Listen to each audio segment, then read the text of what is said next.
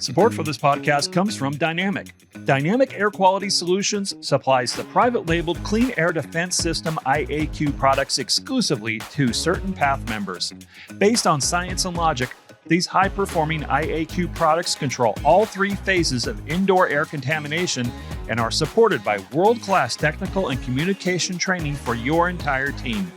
Learn how to build an IAQ culture within your company with highly profitable IAQ products while helping your clients breathe cleaner, healthier, and fresher indoor air. To partner with us, email Michelle Hogan today at worldclass@dynamicaqs.com. Welcome to The Successful Contractor, powered by CertainPath, formerly Success Group International, a show for residential contractors about residential contractors. We chronicle business journeys, share insights, and celebrate successes in this wonderful industry. I'm your host, Bob Houchin. As a reminder, all episodes of The Successful Contractor are available on YouTube, as well as your podcast player of choice. And yes, you heard me correctly, SGI is now CertainPath. We've rebranded ourselves under a name that we believe best represents what we do for residential contractors, and that's put them on a certain path to success. For more information on what we can do for you, visit our new site, www.mycertainpath.com, or give us a call at 866-299-8505. I've never talked about anything personally on the show before, but allow me to do so just for a brief moment. This is our 100th episode, and I simply can't believe it. We started this venture not long after COVID began in hopes of staying in more frequent communication with our member contractors and to hopefully give them and other people in the trades a little bit of hope. And this show's morphed from an audio-only podcast to now it's also on YouTube as well. And our download and listen rates skyrocket each week, and I'm so thankful and humbled. But I have to thank a few people, again, if you allow me to do so. First and foremost, Randy Hansen. Randy is my video guy, my producer, my editor. Basically, Randy does everything for the show that takes actual skill. So without him, none of this would happen. He's my right-hand man. Thank you, Randy. This is all because of you. I also have to thank my bosses, Scott Iverson, David Hernandez, and Rebecca Castle. When I came to them with this idea of doing a podcast, they didn't flinch. They allowed Randy and I to experiment and try new things, and I'm deeply appreciative of their trust in me and us in this project. So thank you, guys. Your leadership is what makes working at CertainPath so much fun. Okay, thank you for allowing me those few minutes. On to today's show. It's part two of my two-part discussion with Jimmie Dale, owner of Baker Brothers Plumbing, Heating, and Air in the DFW market. Jimmie's also a part owner of CertainPath, and his team and he are aiming to do $80 million, of course, at a great margin this year. If you haven't listened to part one, please do so. Jimmie shared a bunch of great nuggets. In this, part two, Jimmie talks about how to strategically use your people. We talk about call center structure and management. We talk about managing material costs. We talk about maintaining culture as you grow. And of course, we talk about private equity in the trades, all hot topics. So without further ado, here's Jimmie Dale of Baker Brothers. I hope you enjoy and take away a nugget or two. So you said alignment is a big thing, right? Is there any other, for members listening, non-members listening, just to enhance the productivity of their team? Is it just training? It's accountability? I mean, is that pretty much it when it comes down to it and ensuring you're getting the most out of your team? Yeah. I mean, that's pretty much it. And I think, like I said, like we had kind of talked about this earlier about a little bit out of the box thinking on margins and not holding those percentages. Like because we're having a hard time getting guys. Yeah. What can one truck with one guy do maximizing a day? Yeah. Well, if I do tankless water heaters and I want to keep that at a 40% cost of goods sold, I mean, I got to charge $8,500. Yeah. Well, hey, what if you charge $6,000 and maybe you make 45% gross margin? Yeah. But that gross margin is, if it's, a big number, it's like, yeah, I think that's maximizing the truck too. Sure. So it's not just through upselling, options, training. It's also through, hey, strategically, can I do this? You're right. Can I realize that all my trucks, like I said, I use that all the time. All my trucks aren't checkers; they're chess pieces. Yeah. I've got a guy who's not really that good, and he fixes faucets. None of my guys want faucet calls, but that dude's job, he's a pawn. Yeah. He goes and does all the faucet calls because if we don't do the faucet call, we'll lose the customer. Right. So you got to use everybody in a different strategy That's as interesting. opposed to just going, everybody just does this one plan. Yeah. I do think you can't do that. You have to be a certain size to do that. Sure. I can't have like 5 trucks and go, you're the faucet guy. We're all the faucet guy, 5 trucks. Or faucet plumbing. I get these guys that go to little companies. They come from us to little companies. They're just doing like 2 or 3 jobs. And they go to a little company. And they go, oh, yeah, I want to go there because I go, I hope you like drain cleaning. And they go, what? I go, you're gonna have a drain cleaner on you're gonna have a service machine on your truck. And they're like, what? I go, you gotta do everything, bro. I said, we were small. We had to do everything. So I mean, that's got to be a retention tool. These guys, if they get I maybe want to go to the small mom and pop because they promised me X or Y, and you go, okay, then you ready to do. I will say probably one of the most important retention pieces that we have uncovered is this, and this like millennial, Gen Z both. Now I don't know about Gen Z, but millennial for sure. If they leave and then come back, they're lifers. Is that right? Oh yeah. They got a taste of what's on the other side. They went somewhere else and they realized, hey, I had it pretty good over there. Yeah. I don't care. I think, humans we're so weird. I think we go to heaven and think this is kind of boring. I mean, it was okay for a while, but I mean, we run out of, no matter how good something is, we can get very spoiled by it. Sure. And so when they go to somewhere else, well, man, y'all don't have uniform service. Hey, y'all don't have medical. They start having these issues. Like, I got to do sewer work. I think it does do that. So I tell my guys in the retention thing, I said, hey, here's the thing, guys. If you lose one of these young guys, because I will say when they come in and quit, there's no talking them out of it. Yeah. They're going so you really feel like there's no objection? No, there's no like, done. hey, when they've made a decision and they come in and go, we're giving you 2 weeks. You can do it before they give you 2 weeks and get problem solved. And that's what the problem is. Yeah. I go, guys, we got to be like playing, World Series poker. We got to read you. Yeah. Because you're not going to tell us until it's too late, and then it's over. Well, you guys do one-on-ones and stuff, don't you? Or check-ins with your guys, or not? I mean, I'll go into my boss and tell him all the nice stuff he wants to hear and shake my head, yes, sir, yes, sir. Yeah. I mean, is it really effective? Yeah. Like, is the survey effective when they think, I'm not putting anything bad because they may come back on me? Yeah. I mean, I don't know how effective some of those things are, but we have to be very attuned to know our people to go, this guy's not feeling very good right now. He's had a bad time.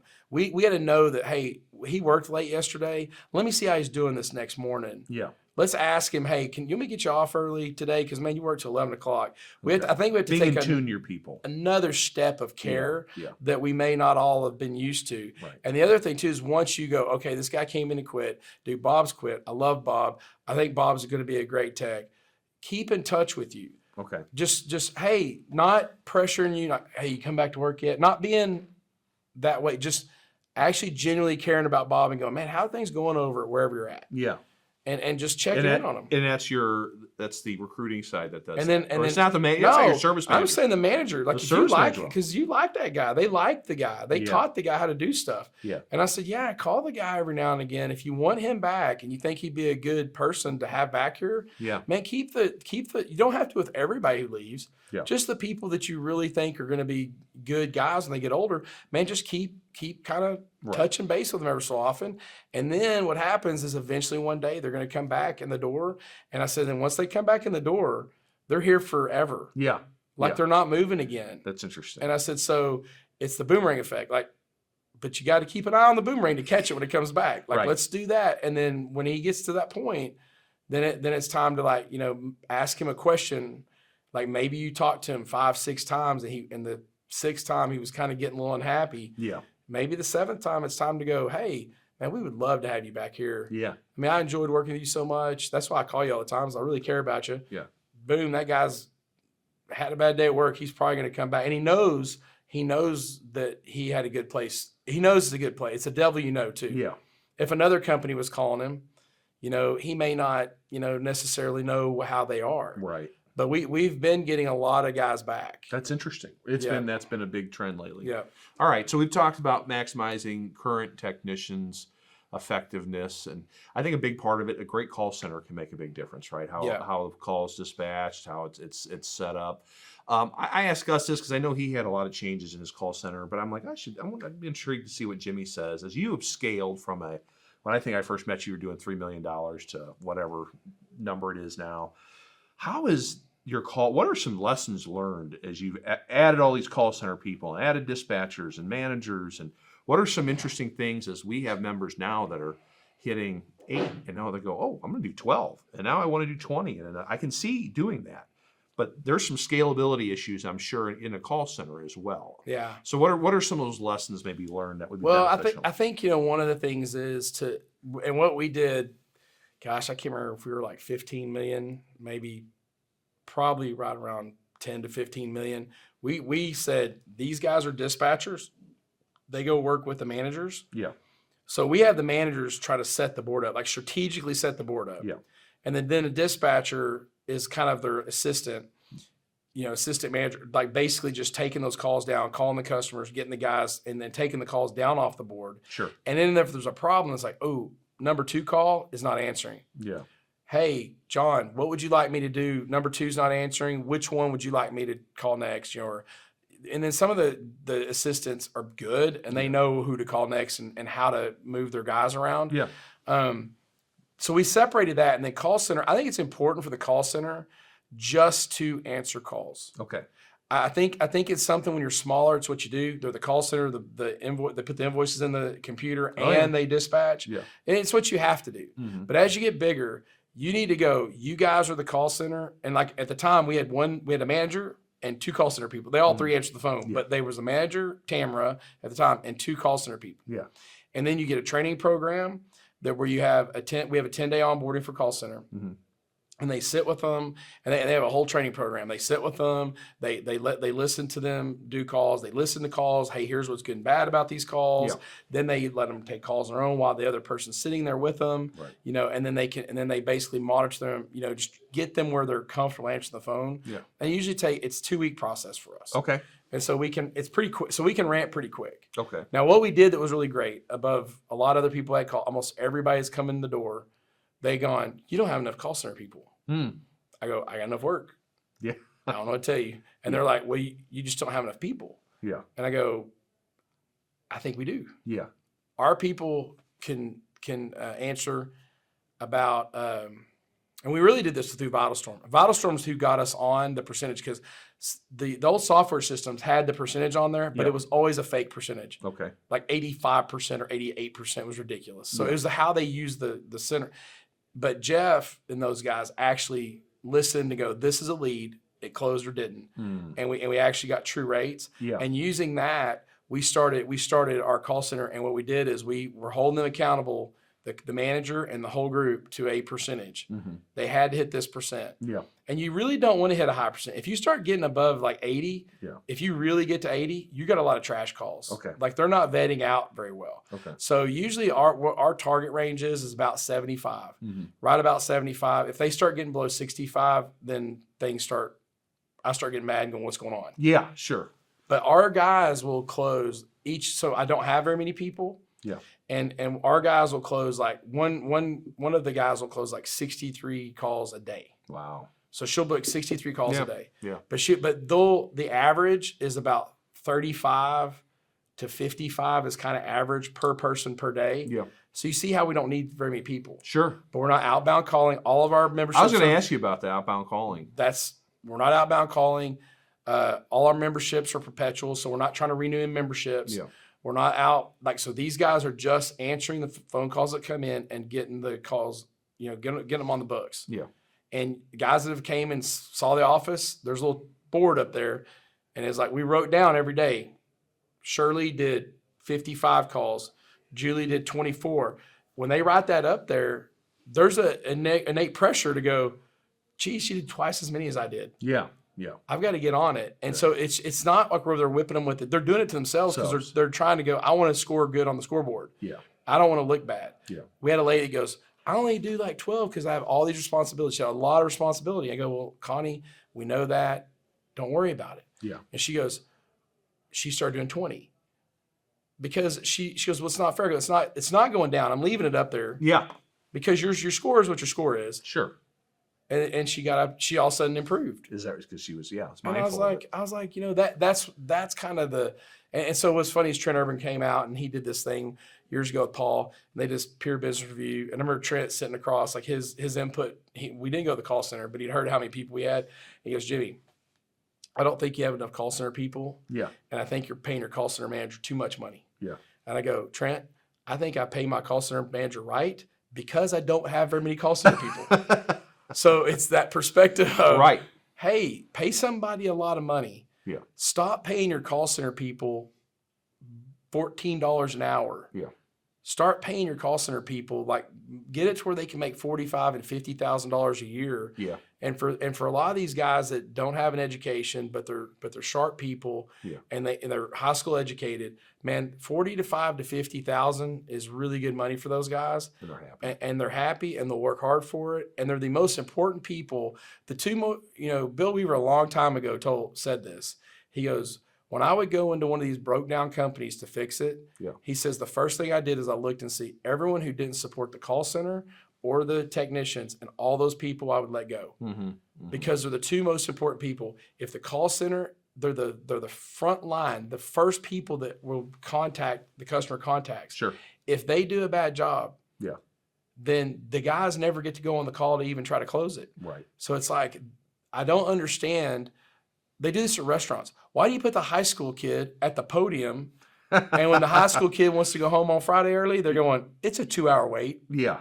And they're literally controlling used to remember the maitre d' was there. It was the manager, maybe owner, Yeah. that was controlling the flow of people coming into the restaurant, who got in and what time they got in. Sure. Now let's put it in the hands of a high school. We do the same thing. Yeah. We try to get the cheapest people out there, and it's the biggest mistake we can make. Yeah. It is the most important place in our business. And every guy who's working on his own, Yeah. and he's answering the phone, he's in a 150-degree attic.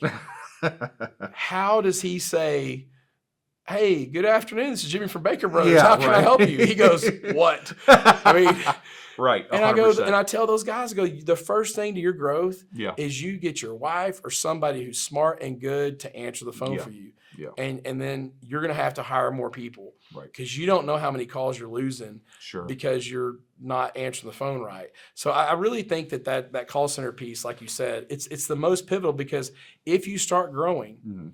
and you start adding call center people and you don't have good training, I feel like that's why people end up having 500 call center people. Yeah.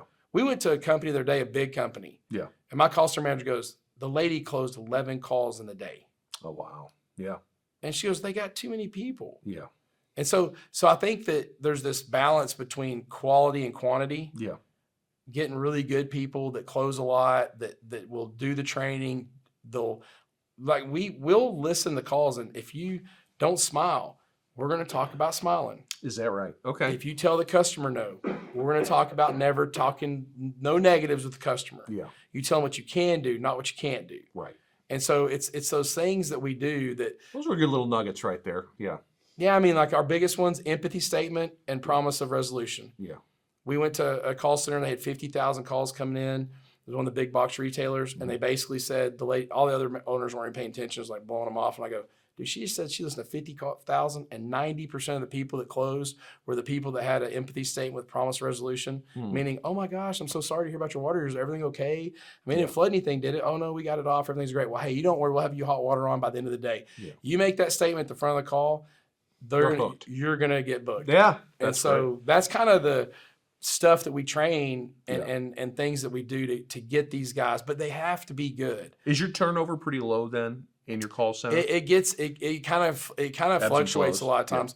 Well, the reason why it and gets life high- happens, right? Some people leave. for Well, most of life the time it's some dude stealing them from us, like Gus or one of those guys. I'm just kidding. No, he never does that. But no, we do have Yeah. people that call in Okay. and they'll talk to a call center person and they'll go, oh wow, this, because they'll check and see how Baker Brothers sells or whatever they do, and they'll grab that person. We had a person that had only been there a year. They gave her a job as the call center manager. She Oh my was gosh. really smart and good, but Yeah. she didn't know how to write a script. She knew what to do. What we told her. Yeah. She didn't know the why we did it. Sure. And The why is the important thing, right? When everything else breaks down, if you you're got gonna to be a know manager, why. you better know. I mean, it was funny. One of the guys was hiring a call center manager, and he was interviewing people, and he was telling me, I got these two guys. What I do? I said, why don't you ask them? Hey, we're 5% down last month on close rate. Yeah. What do you do? Mm-hmm. I go, just ask them that. That's really simple. Yeah. I go, because what actions are they going to take? If they know the why, then they'll tell you what actions they're going to take to solve that problem. Right. If they go, well, I'm not really sure what I do, and if they go, hey, I would waive service fees or do whatever, there's a lot of bad answers. Oh yeah. But it's like, hey, what we did was like, hey, we go into training mode. Okay. We start training. You start losing close rate. 5% times the number is probably in a month about 25 trucks worth of work. It's a lot. Yeah. So you have to like really do that and go, we lost 10 calls a day, or whatever, 10 trucks worth of calls a day, 30 calls a day. Yeah. It's a big thing. And so I think that's kind of where we differ and why the call center always is good, because if there's any slippage, it's like if your batting average dropped. Yeah. Aren't you going to go to the hitting cage and start practicing some more? It makes sense. Yeah. It makes sense for sure. All right. So call center, another big issue, materials. Prices are going up. Your water heater prices have probably gone up, 7 times or whatever last year.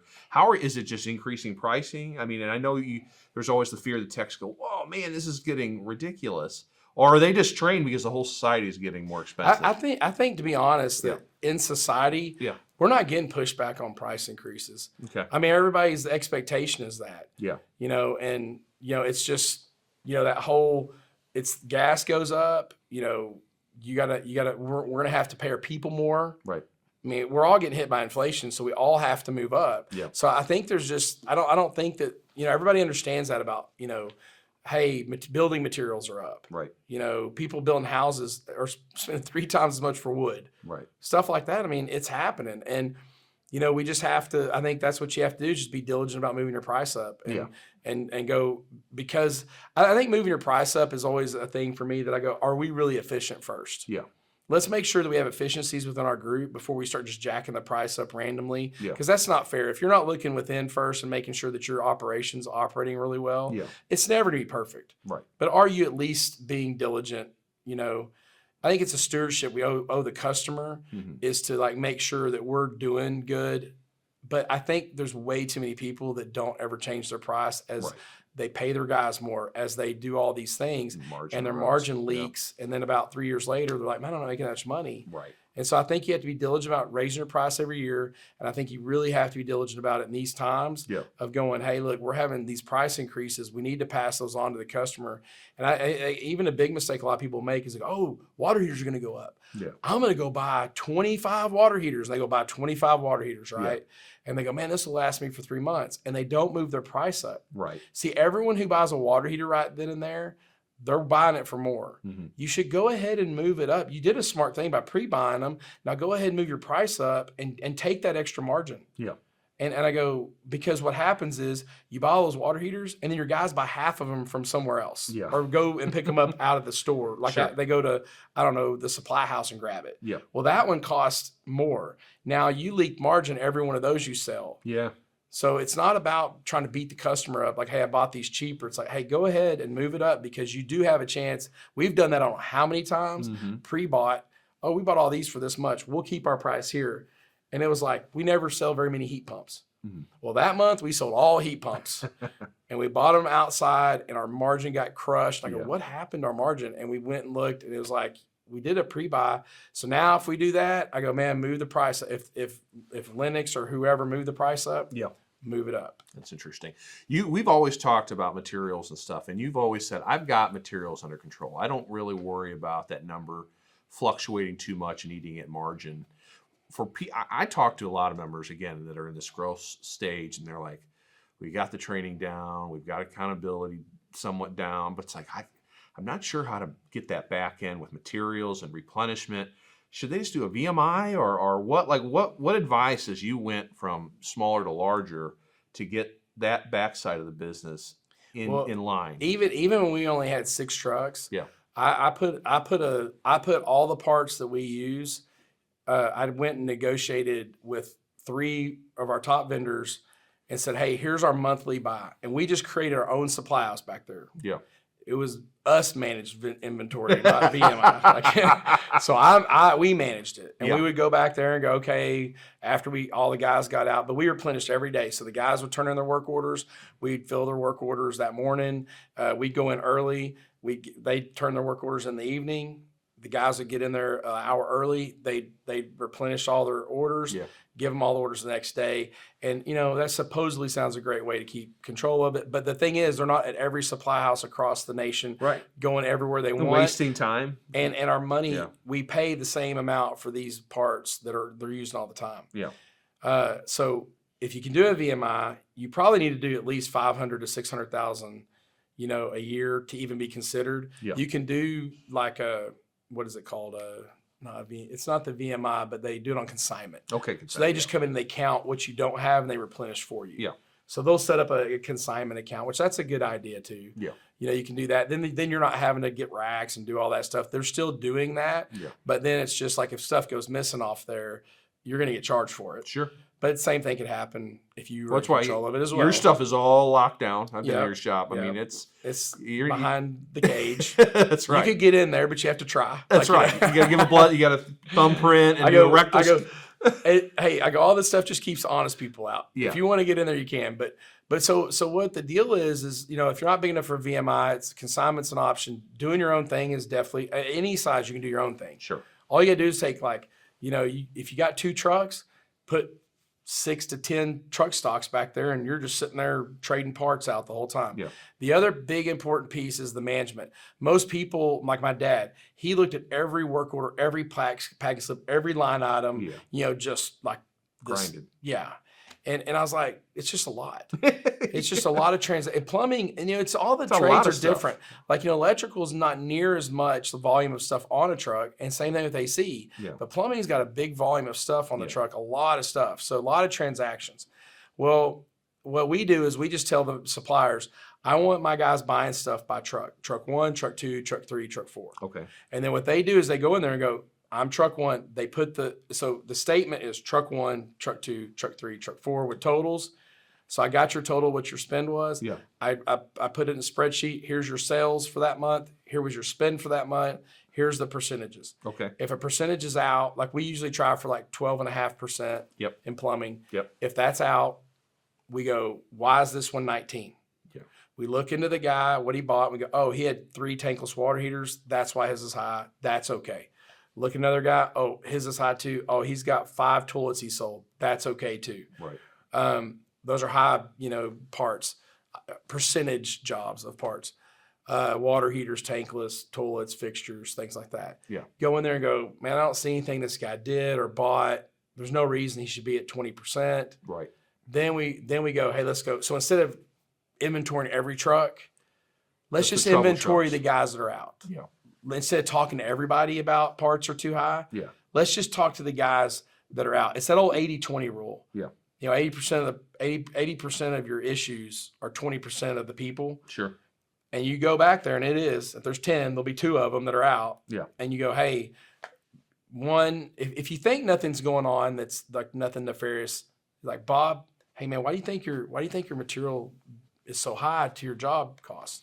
Yeah. And just talk about it. And what I did is I just told Bob, hey, I see you, Bob. You're not flying under the radar. Right. Now you're more careful. Your side work is not, whatever it is, right. I saw you, and you go, okay, you're more careful. If you think someone's doing something bad, I don't talk to the guy, I go, hey, Bob, take this truck today, get your tools and stuff put on this truck. Yeah. We're going to inventory that truck. Right. And then we inventory the truck. Usually what we find out is you bought like 5 of one thing, used 2. Yeah. You bought 5 of another thing and used 2. Mm-hmm. And you have 10,000 of those. Yeah. But you don't know where they're at. Your truck's messy or just whatever. So, and some of the guys, we've changed behavior by going, do you realize you were $3,500 off? You had $3,500 too much stuff on your truck. Yeah. And that will make and they don't realize it. Yeah, and I go, and your efficiency's terrible because you don't know where stuff's at. You're having to go to the store. Yeah. I go, you got it on your truck and you're buying it. Yeah. So those conversations do lead to corrective action. Yeah. So, and then at a point, everybody just knows the score. Go, hey, if I do something here, they're going to bring me in. Sure. And then it gets out, right? And so. And the management mistake 101 is to grab all 10 guys, put them in a room, and go, our materials sucks. It's all your fault.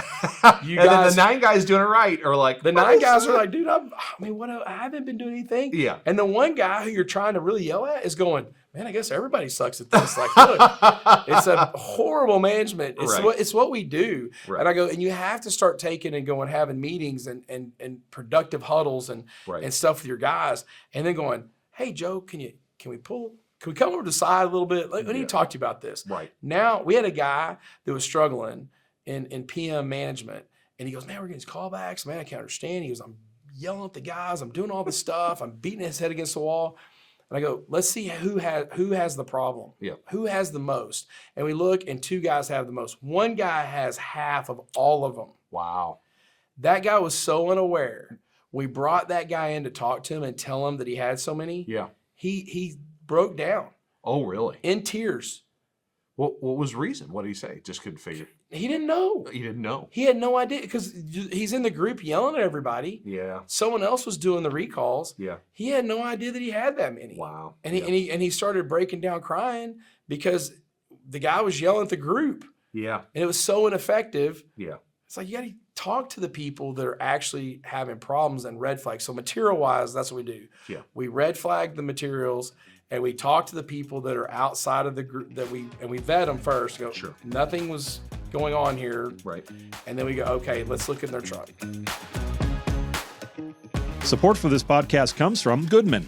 Since 1982, Goodman Manufacturing is focused on the goal of producing energy-efficient, high-quality HVAC equipment that is easy to sell, install, and maintain. Goodman's continuous efforts have contributed to the success of HVAC dealers like you across towns and big cities throughout the country. Goodman produces a complete line of refreshingly affordable ducted split systems and packaged units. The company's current product line is supported by numerous technology enhancements, many exclusive to the Goodman brand. It's no wonder millions of homeowners say, "Thank goodness for Goodman." To learn more, go to goodmanmfg.com. And Shuby.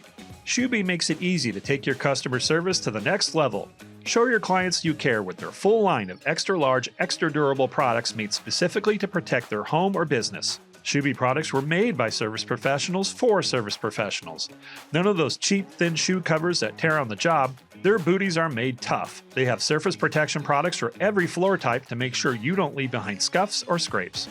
And don't forget their coveralls, made with an extra long torso for ease of motion while keeping your uniform clean all day. Let Shuby prevent the hassle of cleanup by preventing the mess in the first place. Put your best foot forward with Shuby today. Visit their website at www.shuby.com or give them a call today and mention coupon code SGIPOD10 to receive 10% off your next order. A lot of this is what I want to transition to is cultural components, right? Don't be yelling at everybody. Right? You find the one-on-one conversation. The 9 out of the 10, they're doing a good job, right? As you've grown, I feel like you've always had a really good culture at your office. I mean, I've been there a lot. I know a lot of your people. They're just great. They're fun to talk to, and it's hard to find people like that and then to keep them. So for members that are going, again, through this growth stage and they feel like I've got a really strong culture with 15 of us, but I want to get to this other mark. And how do I not mess that up? Or how do I scale that so that I can find 10 times that 15, so we can get to that and still have a fun workplace and we're all enjoying what we're doing. Well, I think the biggest mistake that people make is they get core values or here are our values of our company or here's how we are. Yeah.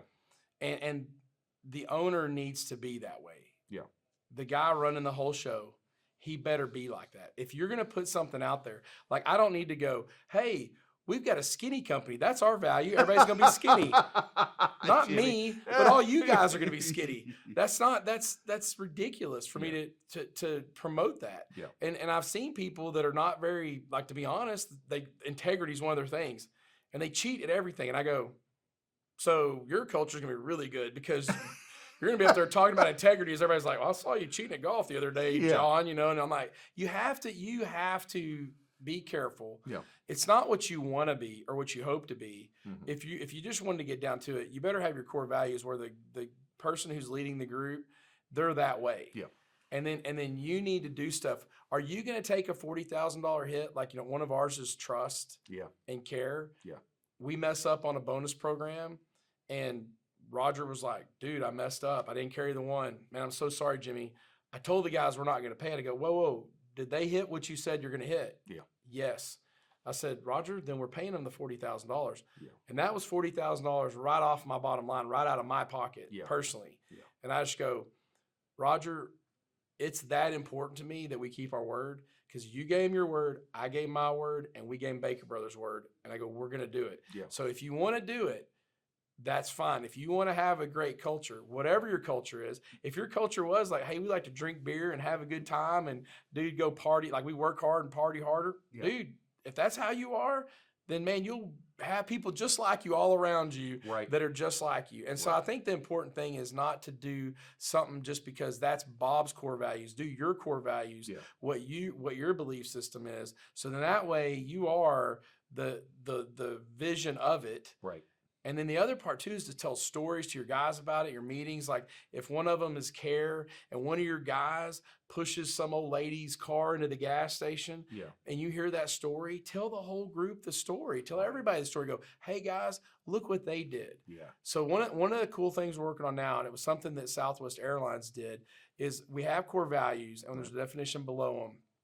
But I think sometimes people don't understand how they fit into their business type, like in their job type. Sure. And what Southwest Airlines did was very interesting, was they actually did 3 to 5 job behaviors under the core value. Interesting. So I could be a manager, be a very moral guy, go to church all the time, never lie very rarely, be a good dude, and trust is one of the values. Yeah. Well, dude, I'm very trustworthy. I show up all the time. I'm on time when I'm supposed to be here.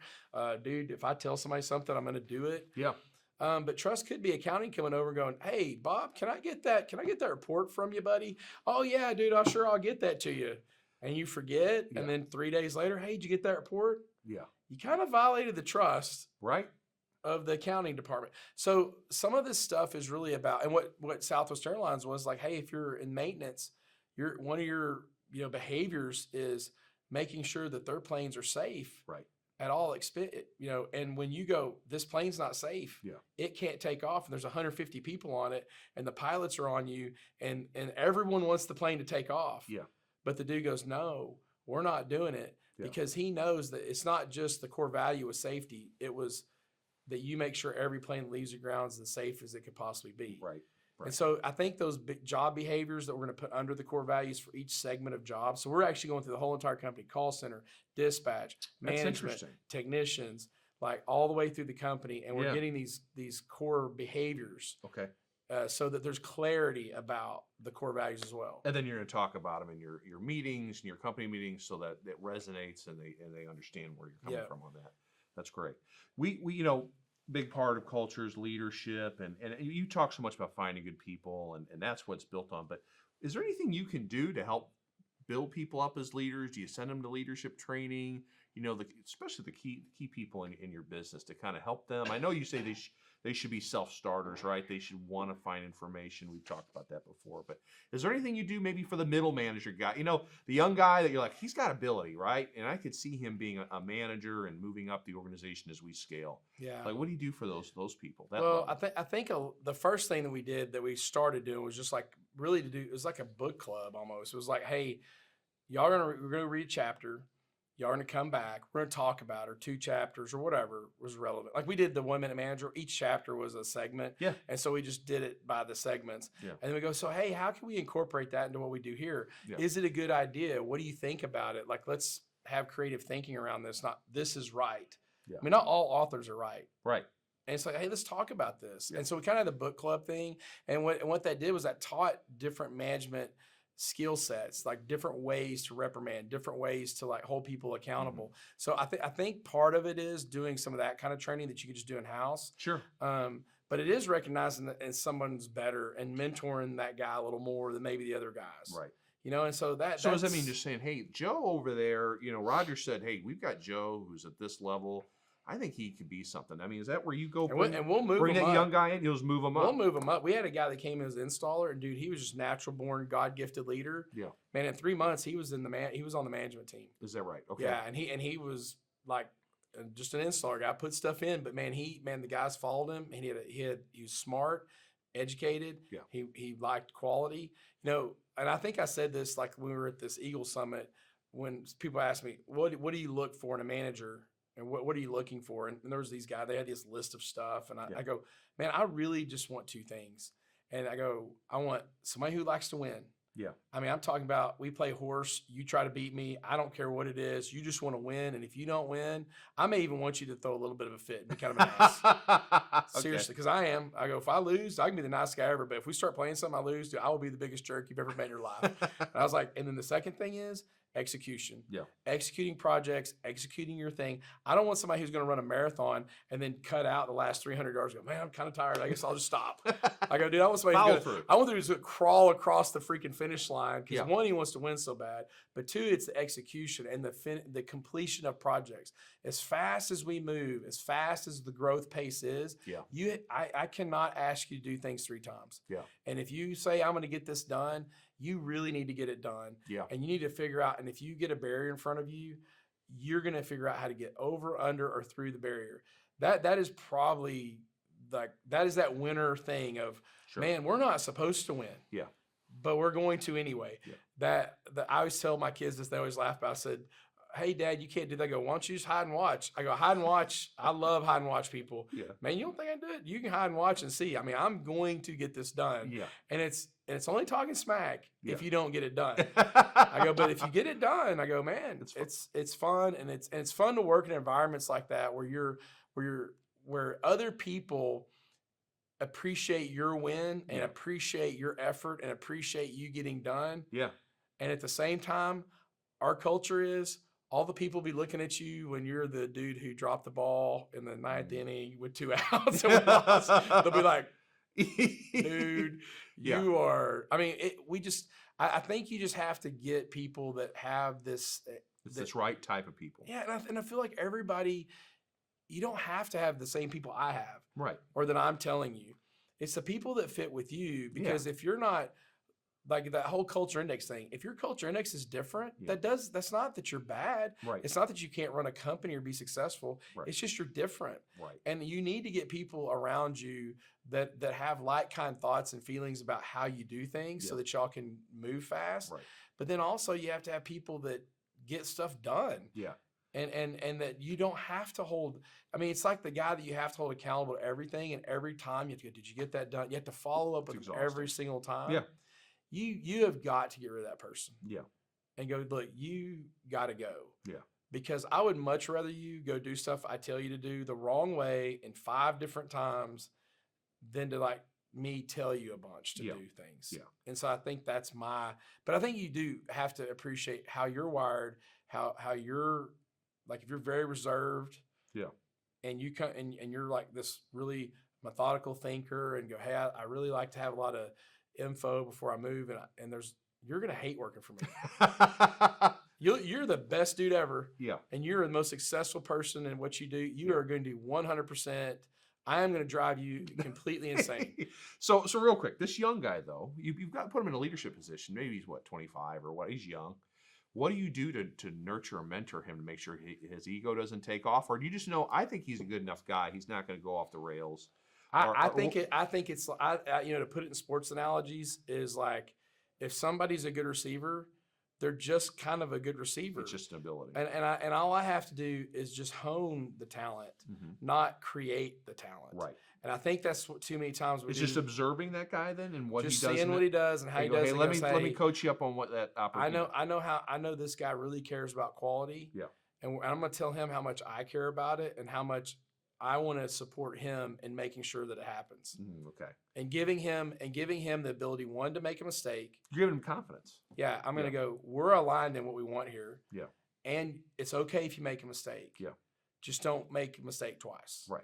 Right. And just, if you do that, you're going to be very successul. Yeah. If a guy that is in the management position, say he's not a very good people person. Right.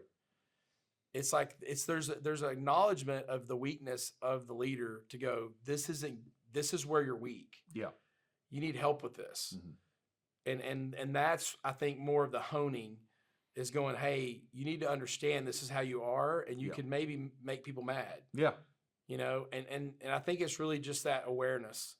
And I think it's making people aware and not trying to change their whole being. Right. Just going, hey, be aware of the weakness. Yeah. And that, oh, I'm doing that again. Right. Remember, I told you I wasn't good at that. Yeah, I'm doing it. Get people to backfill the weakness. Yeah.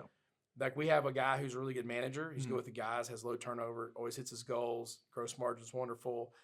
But on all the paper stuff, He's just not good at it. I mean, over there typing with one finger for the whole keyboard, whatever. Yeah. It's like, is he doing functionally what we want him to do?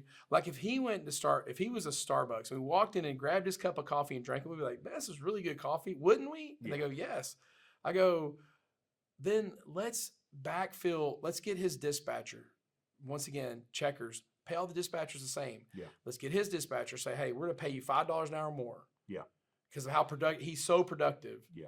Let's you get all these jobs that are part of his responsibility, and you got to make sure that those happen because you are good at the paperwork and you are good at this stuff. Yeah. So let's combine the team instead of it's him and the other person. It's chess, not checkers. Exactly. You keep saying it. I love that. And I think the techs, we said that, hey, I may have to shine a turd on a tech. You shouldn't do that on manager. Yeah. I do not think that you should do that on manager. Try to develop them from ground zero, like they have zero management skill at all or leadership skill at all. Yeah. And try to go, okay, let's make this guy something he's not. Okay. So I'm not a big believer in that. Yeah, that's interesting. All right, last group of topics. I thank you for sitting with me for so long, but No problem. I always enjoy chatting with you. Just again, sticking with the theme of real hot topics in the industry, acquisitions. You live this world. You sold Baker Brothers, 5 years ago has it been now? Or how long has it been? 2017. 17. So, yeah. Wow, that's crazy. To the Wrench Group, which that's growing for sure. You had a meeting today, right? Going over quarterly goals or something like that. Yeah, that was yesterday. I had to delay my flight and everything because we had to do that. But yeah. Why do you think all this money is flooded into our space? Well, I think what happened was that happened in the early 2000s. Yeah. And the bubble burst. Right. And it didn't work. Right. And I think what they were doing was they were just going, hey, let's grab these things up, and then here, this guy's a leader. Let's just send him to the house, and we'll put somebody else in charge. Yeah. And hey, we're doing our model. I just don't think that we're so fragmented, and people had so many different ways of doing things. Yeah. I just think, I'll be honest, I think these places like SGI, and there's several others. Yeah. That have all kind of, have a formula for here's how you do business. Here's structure, here's budgets, here's like, a business in a box type thing. Sure. And now that that's happened and there's actually a cadence to how to make money and people are successfully doing it over and over and over and over again. Yeah. And now they're coming in, and a lot of these places, they are ripping the head off the snake going, hey, Bob, you're out. Sorry, buddy. Yeah. Then there's the Wrench Group. They're like, what they figured, I was like, hey, we're going to leave these guys alone. They're winning. Right. Not rebranding you. We're just going to let you be you. You're going to be the same company. Yeah. You just go out and do what you do for your customers. And hey, you know what? Y'all are winning. So I think what they kind of do is it's almost like Bill Belichick. Mm-hmm. Like Bill Belichick getting fired was not in the cards. Now, maybe if he stinks for the next 2 years, but when he's winning and they're going to Super Bowls, that wasn't going to happen. Right. Why would you take the dude who founded the company and grew the company and made this company a big monster? Yeah. Why would you try to get rid of that dude? Right. And if he's getting in the way or something, I get it. But if he wants that, most people are so proud of their baby, they want to keep, they want to keep going. Sure. And I really thought, well, they're probably going to, let me go in 6 months to a year and, whatever. Because that's what I expect. I'll be honest, when you heard you sold, I was like, oh man, I enjoy seeing it at expos, and we've always had a good time. And I'm like, oh, and then I'm like, oh no, you're here. You just decided to take some chips off the table, Yeah, and it was one of those things for me. It was just decisions like, man, we're getting so big. I go, I'm the only. There's very few that were the one man show that had that big a company. That's a good point. Go ahead. I'm sorry, but that's a really good point that I think people don't think about. That like, hey, I'm the only guy, and I'm hitting to $50 million. And how many $50 million companies that don't have a partnership? Like Gus and Mark are partners. You don't see Mark, but Mark's his partner. Right. There's balance that they have, which drives them crazy because they can't do whatever they want. Yeah. But at the same time, there's some process that goes through where I can't get willy-nilly with the company. Yeah. And my thing is, and my dad said this a long time ago when we only had like 6 trucks. He said, Jimmy, it's not just about our economy and how much money we can make. Yeah. It's about you're responsible for every decision you make. you have a responsibility to these families Yeah. for everyone. So it's like, well, I can keep going. Right. I can make more money. I can do this, do this. I go, yeah, but am I getting dangerous? Right. And I felt like I'm a little too innovative sometimes, you know. And I go, okay, I could definitely get dangerous here, and being involved in the group too. Yeah. I had 2 other guys that were ahead of me that were, you know, gosh, they were like twice the size of us. Yeah. And they'd been doing it 40 years that I could use to like skip some steps. Sure. You know, and that's kind of why I did this. But I think why it's so successful now is because, you know, the stock market's real kind of crazy. It goes up and down. And it's not like the steady it's steady up, but it's not like there's not anybody making a fortune. Right. You know, that's why people are talking about Bitcoin and why these private equity firms have a lot of money. Right. Because they're going, hey, I want to buy these small businesses. The small businesses are successful and they're moving the right direction. Yeah. So ours, I mean, I'll be honest, like the second time we sold, like the Wrench Group sold, Yeah. that was one of the largest transactions ever. And it got all the private equity people's attention. Right. And then it got some big players involved. Yeah. And there were already some guys that were doing what Wrench did that were just about the same size. Right. You know, I think like the Horizon Group and some other guys. Yeah. But, you know, then like Leland, I think, is doing it too. Yep. He's got a group now. Yeah. Yep. So, I mean, these groups are coming together and then they're just pulling these groups in. Right. But like, we're getting good companies. We're not buying bad companies. Sure. That's sure. the other Which part. I think was a big problem in, you know, early 2000s. There were some that were not the best. That Yeah, and they would just they wanted companies. It's funny when they sat down and talked to us, they wanted companies. So I think the important thing is for when if any of anybody's listening is thinking about buying, which probably most people are because it's the most money you're ever going to get. If you don't want to sell now, then you better plan on another 10 or 15. It seems like the cycle seems like it's about that Yeah. deep. So if you're good, if you're 70, you probably ought to think about it, you know, but everybody else, you know, it's like, hey, you got to make a decision. But I think the biggest thing that a private equity guy told me that was not one, he bought ag, and he's one of the best guys in Dallas. I went to lunch with him to talk to him about, hey, get information. Yeah. I think like you talk about the trades.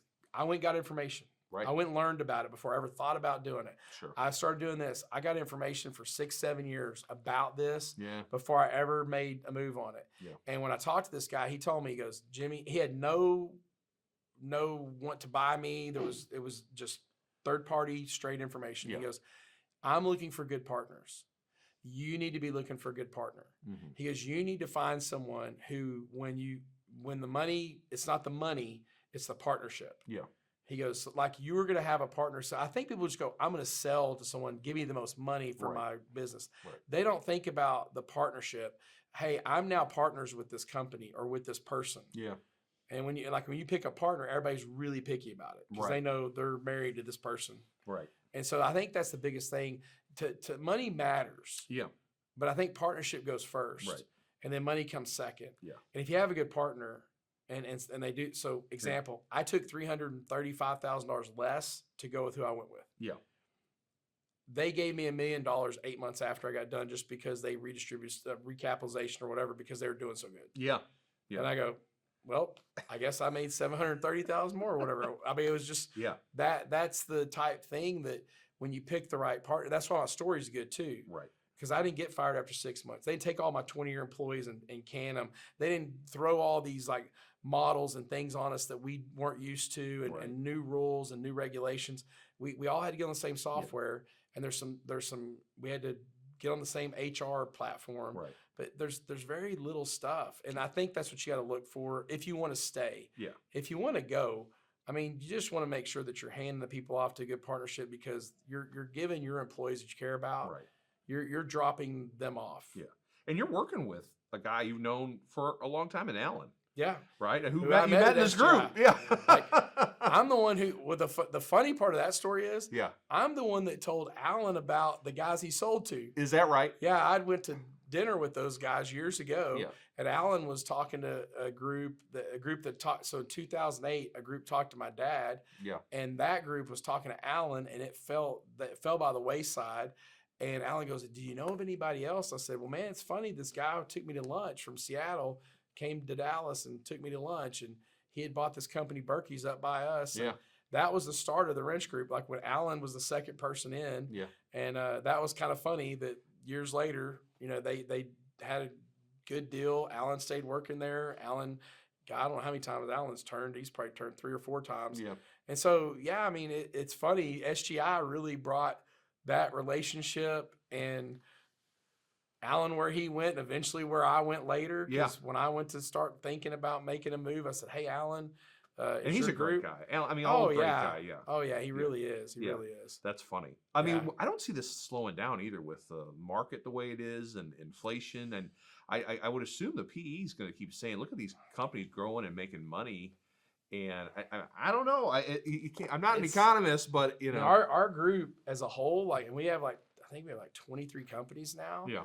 I mean, there's not anybody that's not hurt. slowing Like down, no one's doing poor. I mean, like doing bad's like, you know, you are 2% off your bottom line goal. Yeah. it's not terrible. I go, no. But so yeah, everybody's doing great, and man, I don't know if it'll slow up. I know that if interest rates go up, there's gonna be a people buying less. Well, it's like, hey, I've got so much money to spend, and say I was going to give you 10 million. Yeah. Well, maybe I give you 9.5 or try for 9.5 now because, hey, I'm going to have to pay a higher interest rate. Okay. But I don't know. Everything's so profitable and things are going so. And I think one of the companies sold for like some crazy number. One of the big companies sold for some number that I don't even understand.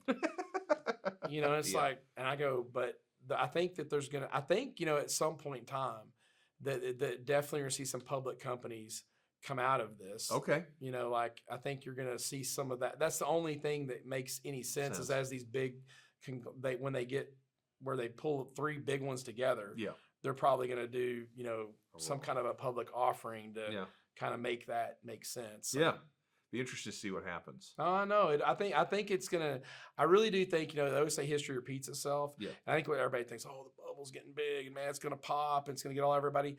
It will if people start overbuying, and then they make mistakes. Yeah, if the market changes, because that's really what it is. It's a market. Yeah. And if the market goes down and the price goes down, that's when all hell's gonna break loose. Yeah. Because you know, I bought you for 10, and now the market went down. Now you're worth 8. Yeah.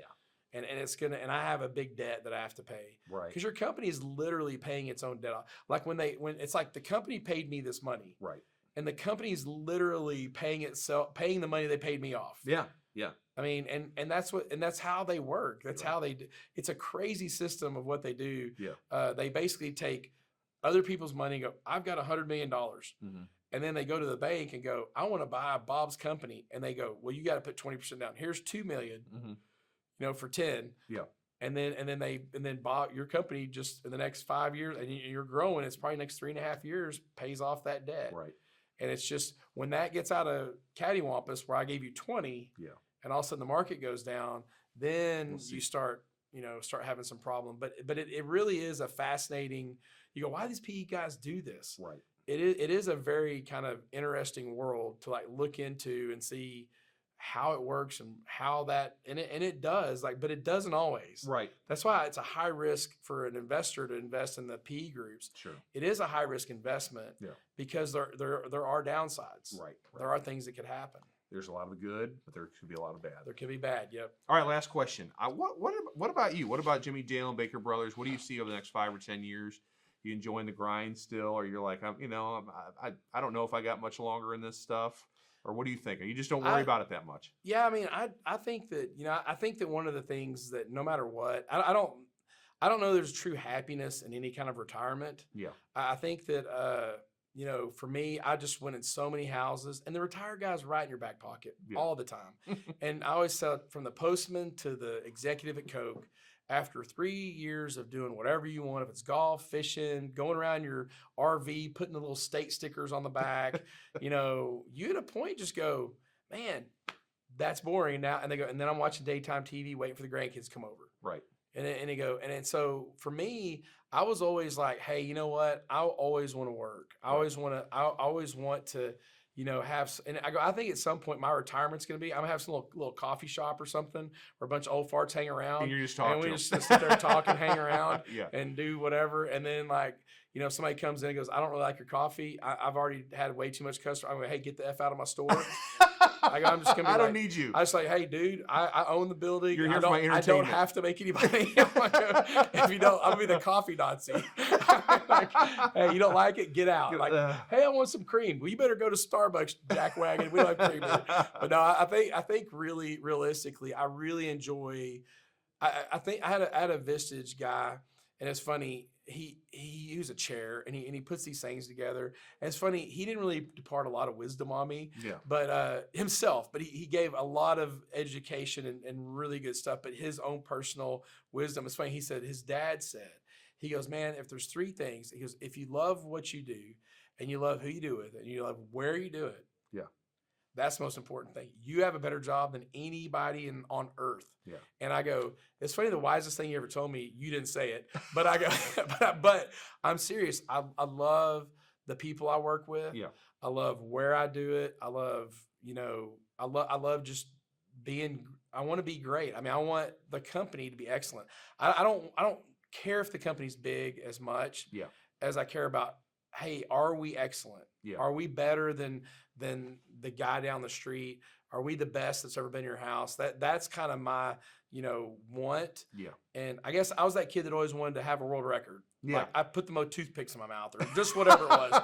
I just want to be the greatest at something in the world. And I think our BHAG is be the best service company in the world.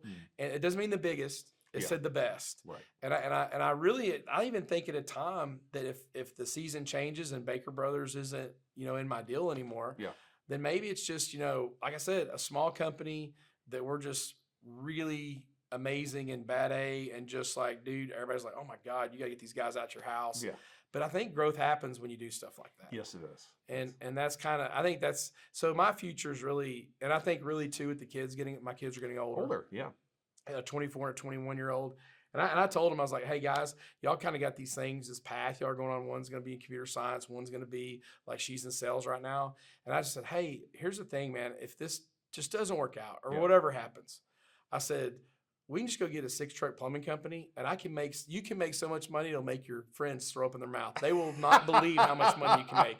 And I go, I am telling you right now, if all the guys in SGI and everything else it is such a great place to be because you can, and a little side note, I had my number 2 guy, he was a mechanical engineer from Purdue, MBA. He had come to his first SGI thing. Yeah. And he goes, man, Jimmie, I mean, he literally made like maybe $150,000 his whole career life working for a lot of big corporations. And he goes, I feel like I wasted my whole career. And I go, why? And he goes, I'm going here. Everyone makes $350,000 plus a year. And I go, yeah. And he goes, I feel like I'm an idiot. He goes, why didn't I just go do this? I go, Doug, I don't know, man. I go, but if you're just wanting to make money, dude, I'm telling you, this is, and I think I think it's like I said before, the valuations are high and everything else. It's a testament to how well the companies are being ran that are out there. Right. And I was talking to Trent Urban about they were going to Denver, and I go, dude, there are a lot of freaking scratch companies in Denver. Yeah. You want to go to Denver, you better get your big boy pants on because you got brothers and you got like there's a George ton of in there. Yep. Oh yeah, there's a ton of guys in there that are great companies. And I just go, dude, that's kind of cool though. Yeah. It is really cool that there's SGI companies that are all over the country that people complain because they're an SGI company because they're too hard to compete against. and that's pretty awesome. It is pretty cool. It's a fun group. Yeah. Jimmie, thank you so much for all your time today. I always enjoyed talking to you. Always lots of great nuggets. So thank you, sir. All right. No problem. All right, thanks, buddy. Bob. That's Jimmie Dale of Baker Brothers Plumbing, Air, and Electric in DFW. I hope you enjoyed today's show. If so, please like and subscribe on YouTube. If you're on your favorite podcast player, please leave us a 5-star review. The 2 seconds you take to leave a review will help other success-minded contractors like you find us and hopefully get a little bit better, which elevates our entire industry. And please join me for future episodes. This has been The Successful Contractor, powered by CertainPath. Support for this podcast comes from Pulse M. Pulse M is the #1 review generation platform built for home services. The majority of CertainPath members use Pulse M for Google reviews, customer communication through text messaging, and much more. To quote Bubba Thurman of Baker Brothers, I can't say enough good things about Pulse M. They match our core values and they do an unbelievable job. For more information, please visit pulsem.me. And Customer Lobby. Customer Lobby is a new member of the CertainPath Partner Network. Did you know it costs 5 times more to get a new customer than it does to retain an existing one? Customer Lobby gets you more repeat business by automatically sending postcards and emails to your customers at exactly the right time. Customer Lobby is the best way for CertainPath contractors to increase revenue and make sure their customers are coming back again and again. To quote Jeff Katz from Clinton Electric, Customer Lobby expanded our business to people that we never would have gotten revenue from. For more information, please visit customerlobby.com. The Successful Contractor Podcast is part of the CertainPath family. CertainPath builds successful home service businesses and has for 23 years. We do it by providing contractors with a proven path to success, professional coaching, software solutions, and a member community of over 1,000 contractors just like you. Doubling your sales with a 20% net profit and an inspiring company culture is all possible. Let us show you the way. With CertainPath, success is made certain. Visit www.mycertainpath.com for more information.